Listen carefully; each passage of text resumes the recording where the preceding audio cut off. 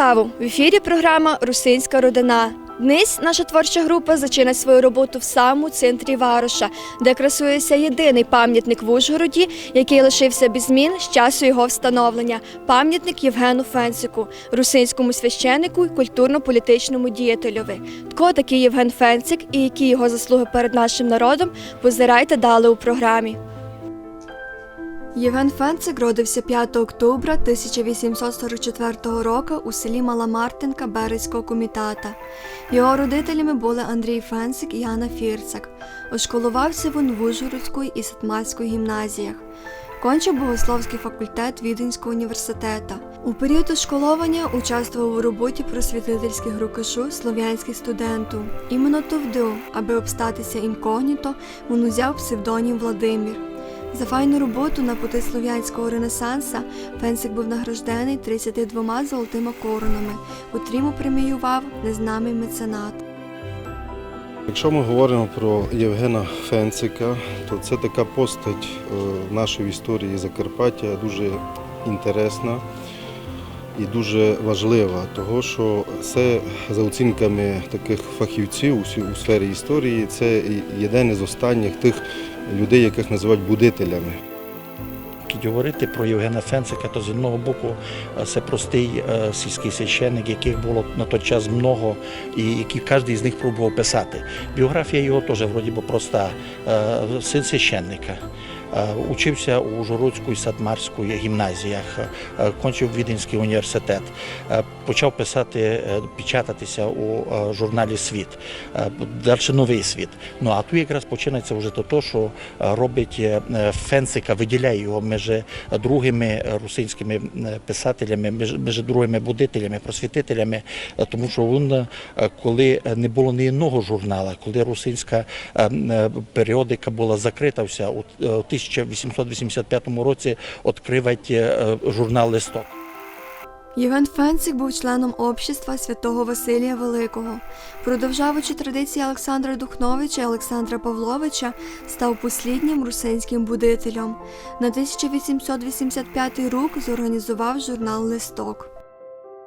Наш ювіляр був і поет, і драматург, і публіцист, і журналіст.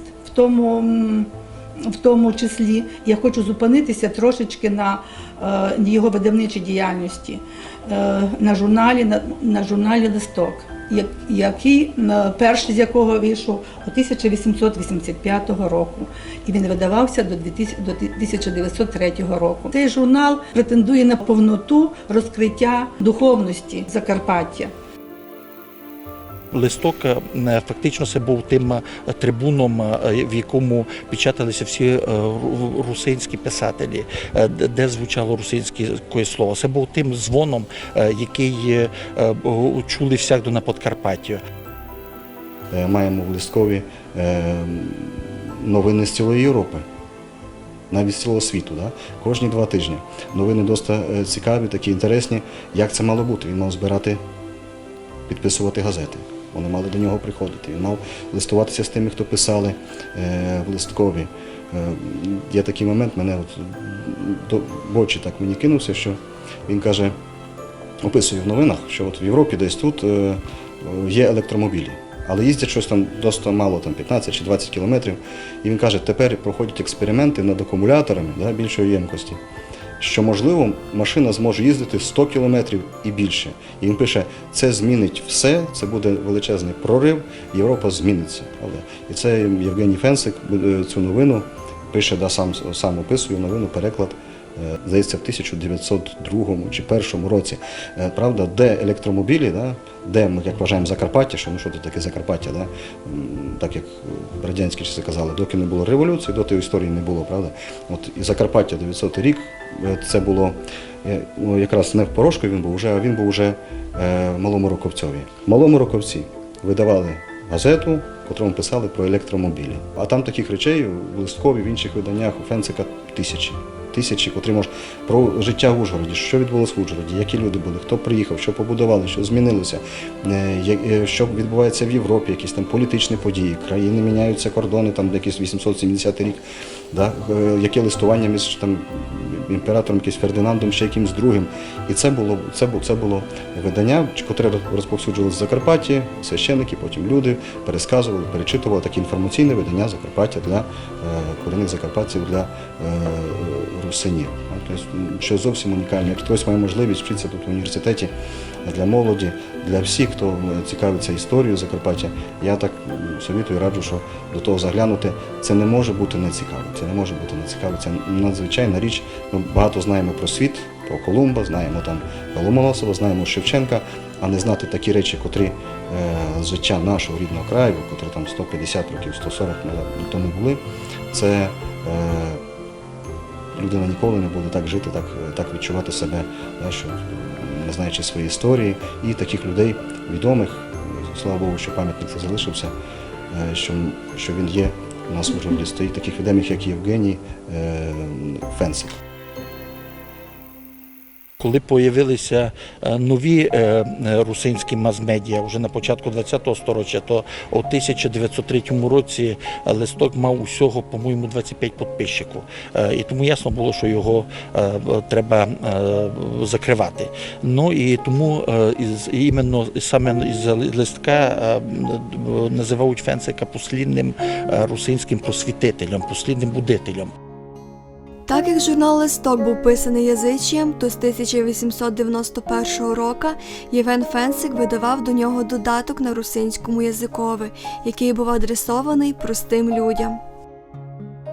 На особу Євгена Фенсика вони смисав всіляко позирати на його політичні никання. Це був він москофіл, це мадярон.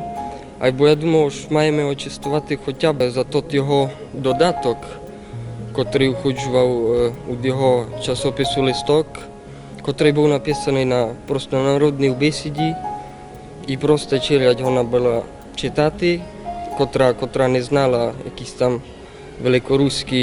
великоруську літературу, а говорила так, як говоримо і ми. У своєму журналі «Листок», і він писав по-руськи і по-церковнослов'янськи, але вже він увидів, що не дуже розумів, то проста челядь, як кажуть, не дуже могла то читати, бо тяжко все сприймало, так як і був по-українськи, і був по-руськи писали. Він потім почав додаток видавати і почав писати так, як говорить нинішня челядь. Додаток до листка він почав печатати у 1891 році, в той час, коли видів, що листок прості люди не можуть читати. Додаток печатався церковнослов'янськими буквами, використовувалася стара кирилиця, але при тому лексика була повністю народна. Я тут, наприклад, мав одну із рубрик «Совіти і розкази діда Данила». Я зачитав буквально маленький такий кусочок. Третій день русальних свят празнували в селі Те. Зазвонили на службу. Народ почав сходитися в храм Божий. На вулиці стояв дід Данило і призирався на сходящихся людей. Раз увидів 12-літнього сина Філіпа Воробчука. «А отець ще вдома?» – попросив його. «Ні, не є. І не прийшов дому. А вночі не був вдома?» «Не був». Видите, лексика повністю наша. І все йшло, додаток до листка, він спеціально мав йти до простих людей. Люди прості розуміли його тексти, він писав по-нашому, по-русинськи, як кажуть, і давав поради людям, як робити своє господарство народне, як основати все домашнє і так далі. Тобто десь у цьому я бачу його таку важливу заслугу. Там були різні рубрики, і пчеловодство, і землеробство. Тобто люди мали для себе обрати якийсь хосен із нових якихось новшеств у аграрному мистецтві, і у чомусь знайти собі теж хосен. Будучи ще студенткою, Олена Мондич достала заказ на ізготовлення пам'ятника русинському будителю Євгену Фенсику, який і став пілотною роботою в її славній кар'єрі. У нашому місті, у Затишному скверику, є пам'ятник Євгену Фенцику, якому, скажімо так, історія цього виникнення цього пам'ятнику має знати про це і великий загал наших і читачів, і глядачів, і поціновувачів. Пам'ятник Фенцикові був встановлений у 1926 році. Це була перша робота Олени Мондич, людини, яка закінчила прайську школу і перейшла на Подкарпаття.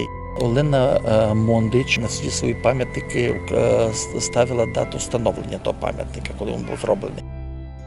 На першому пам'ятникові, якраз Євгенові Фенцикові, цієї дати не є. Тобто теж цим відрізняється від других пам'ятників. Але при тому цей пам'ятник він усокочений. Пам'ятник Митраковий, який був у центрі Мукачеві, його не є. Не є пам'ятника Адольфові Добрянської, Альпінаріові, коло Жупаната. Не є пам'ятника на теперішній площі Петефі самому президентові Масарика. А пам'ятник якраз Євгену Фенцику, він всокочений і видко на це була воля Божа, тому що він пережив усі влади, усі зміни, усі руйнування, всі часи вандалізму і стався у тому первісному виді, в якому його колись поклала Олена Мондич.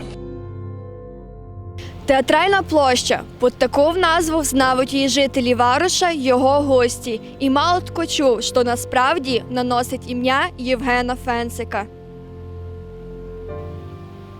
Ми знаходимося з вами зараз якраз на площі, її путають, називають сквером. Ця площа називається площею іменно Євгена Фенцика. І мало хто знає із жителів Ужгорода плутають, бо назву театральна вона отримала вже в 20-х роках, у 20-му, коли вже тут була чехословацька влада. І відкрили тепер, як кажуть, кукольний театр, Бавка.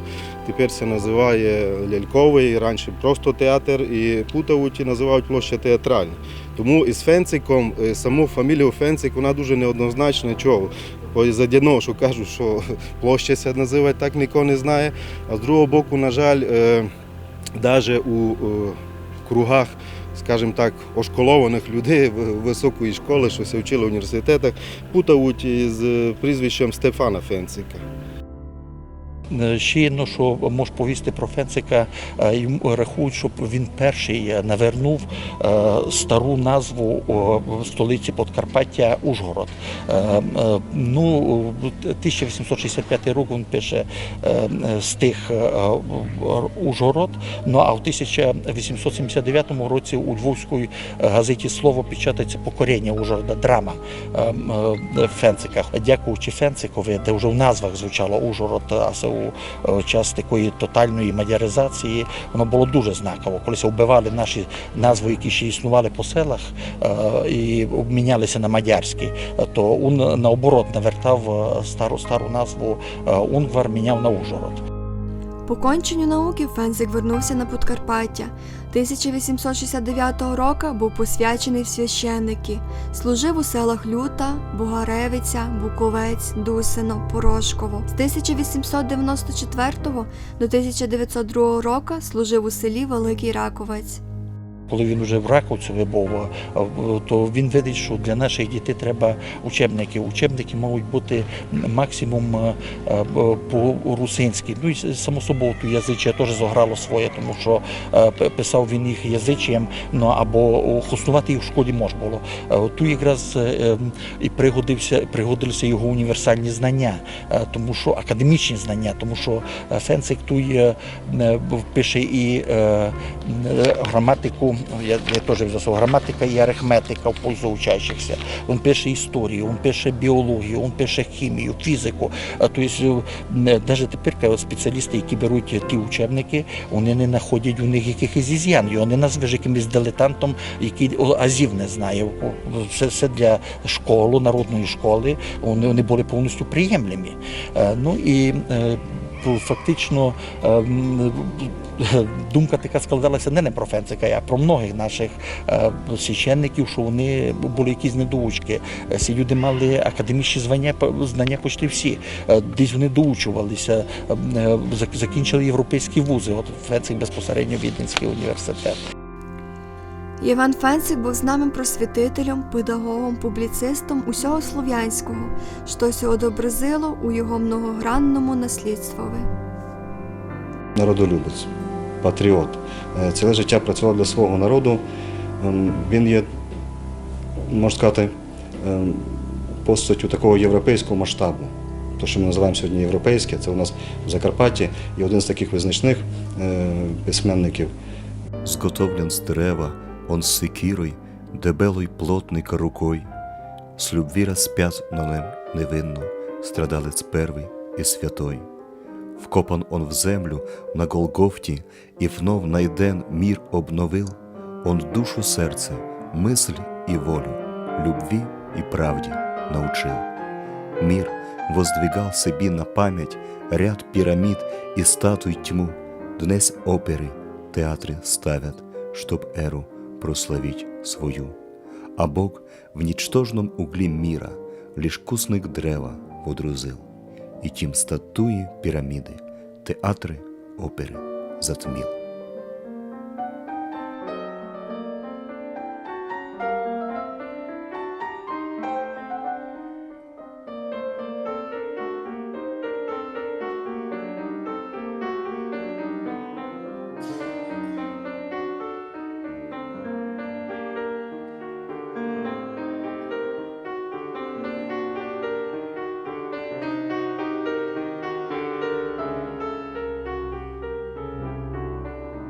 Народолюбець, патріот. І в той самий час він є тою людиною, яка надзвичайно якось делікатно поважає своїх опонентів. Має якусь таку дистанцію навіть до тих, кого не розуміє, з ким не згідний або з ким буває дуже не згідний. От те, що ми сьогодні називаємо так на Україні, маючи своє історично таке пострадянське минуле, котре на кожному з нас важить так, як тримає. І маємо таких будителів з 19-го, початку 20-го століття, як Євгеній Фенцик. От я звертаю увагу на те, що така постать, така писемність варта великої уваги сьогодні. Це є людина ментальності європейської. Ми от шукаємо, яка буде Європа, правда? І все пробуємо на європейські рельси вийти з якогось пострадянського минулого. Ми маємо досвід європейського минулого, не пострадянського і не як мрії. Було трудно, було такі закони там тоді, коли жив Фенцик працював. Але все ж таки це є, можна сказати, славне європейське минуле. В Закарпатті, правда, ми кажемо, європейське буває майбутнє. У нас було прекрасне минуле. І він є частичка того минулого.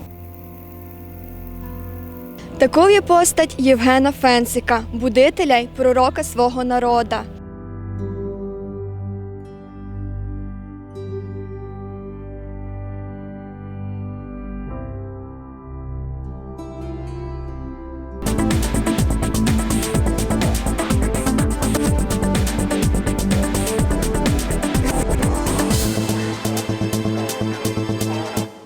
Карпатські русини живуть у самому серці Європи, поздовж сіверних і южних схилів Карпат. Їх вітчизна, знана як Карпатська Русь, розпостирається на межі України, Словакії і Польщі. Окрім тих держав, живе менша частина карпатських русинів у Румунії, Мадярщині, Югославії, у Чеській Республіці. Не в одній державі карпатські русини не мають адміністративно уділену територію. 3/4 карпатських русинів Європи живе на Україні, конкретніше у Закарпатській області, історично Подкарпатська Русь. В Словакії живуть карпатські русини в сєвєро-восточній частині держави, в Пряшівській Русі. На сіверних схилах Карпат жили русини традиційно в юго-восточній Польщі, в області знаної як Лемківщина. По Другій світовій війні були лемківські русини депортовані на Україну в западній області Польщі. Але немногим тисячам із тих, що обсталися в Польщі, посереднчилося вернутися в Карпати, а більша часть обсталася розпорошена в западних областях держави. Окрім того, є мало карпато-русинських сіл і на юг від Тиси в Марамороші, сіверо-центральна Румунія і у Сіверній в Мадярщині. Окрім Карпатської вітчизни, живуть русини як переселенці в сусідніх державах. Найстарша іммігрантська община, котра походить із 18 віку, жиє у Воєводині, історично Бачка, і у Сремі, бувшій Югославії, тобто у теперішній Сіверній Сербії і Восточній Хорватії. В Чеській Республіці живуть карпатські русини главним образом у Сіверній Моравії і в столиці Празі, кудися більша часть переселила по Другій світовій війні. Найбільша община русинів, поза їх історичних вітчизнену, знаходиться в США. У 1880-1914 роки за море переселилося коло 225 тисяч карпатських русинів. Вони ся розмістили главним образом в промислових областях сіверо-восточних, сіверо-центральних штатів, де до днес живе більша часть їх потомків. Менша часть карпатських русинів іммігрувала у 20-ті роки до Канади і Аргентини, а в 70-80-ті роки ХХ віку до Австралії. Карпатські русини не мають свої держави. Ілем у 22 держав світу вони признані як національні меншини. Карпатські русини не гонися були ідентифікувати русинами, інше кажучи, їх і так не реєструвала влада тих держав, в котрих вони жили. По цій причині не може у многих державах оприділити точне кількість карпатських русинів. Отгадується, уж у світі їх коло 1 мільйон 600 тисяч. Карпатські русини в більшості своїх були земледільцями, держали худоби, май часто овець. Вать робили у лісі. Гористий ландшафт, характерний діла області, заселеної русинами, нігде не давав змогу виробляти земледільцю продукцію у великому кількості. Зато були карпатські русини, як правило, бідні, і, аби ужити, часто мусили йти на роботу в сусідні держави, вать мусили на ціле життя іммігрувати в чужину, главним образом до США. По Другій світовій війні були в Карпатській їхній вітчизнині, вать недалеко од неї збудовані промислові фабрики, і многі русини із сел переселилися у недалекі вароші. Карпатські русини принадлежали до слав'янського стовпчика індоєвропейських народів. Їх діалекти класифікувалися як восточнослав'янські, а із-за того, що карпатські русини бувають у приграничній області, їх діалекти суть позначені польською, словацькою і мадярською лексикою. То те впливи і множество церковно-слав'янських літургічних термінів і діалектичних слів, котрі суть діла карпатських русинів специфічні, якраз і суть тим, що удокремлює їх бесіду у других восточнослав'янських язиків, наприклад, у українського язика. Вшиткі назви, котримся карпатські русини самі називають, котрі їм називають другі карпатороси, карпатські українці, руснаци, рутени, угроруси, указують на їх традиційне споєння із восточнослав'янським світом Русі. Найліпшим уприділенням є термін «карпатські русини» вать просто русини. Употребив його у своїм стишку і Олександр Духнович, народний будитель 19 віку. Слова «Я русин був, єсмь і буду» сталися народним кредо. Тот термін знаходиться і у першому шорику національного гімну «Подкарпатські русини, оставте глибокий сон». І більша часть нових культурологічних організацій, котрі возникли в Європі по революції 1989 року, хоснують у своїх публікаціях назву «Карпатські русини». Ізученням історії язика, літератури, етнографії, іскусства і музики карпатських русинів займаються многі дослідники. Велика часть із них мають контакти з научними інститутами, до котрих належить Інститут карпатознавства Ужгородського національного університету і многих других учебних заведень світу. За переписом населення у 2001 році русинами себе визнали 10,1 тисяч жителів Закарпаття.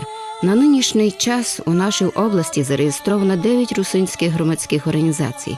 У яри 2005 року частина яких об'єдналася в асоціацію «Сон подкарпатських русинів», яку очолив протоієрей Української православної церкви отець Димитрій. А в октобрі 2005 року в Мукачеві проведено Всезакарпатський з'їзд русинів, який утворив Народну раду русинів Закарпаття. Її головою обрано депутата обласної ради Євгена Жупана. За сприяння органів влади кожний рік проводиться фестиваль русинської культури «Червена ружа». У Варошах, Ужгороді, Мукачеві функціонують будинки русинів. Удається газета «Подкарпатська Русь», научно-популярний збірник «Руснацький світ», засновниками яких є русинські організації.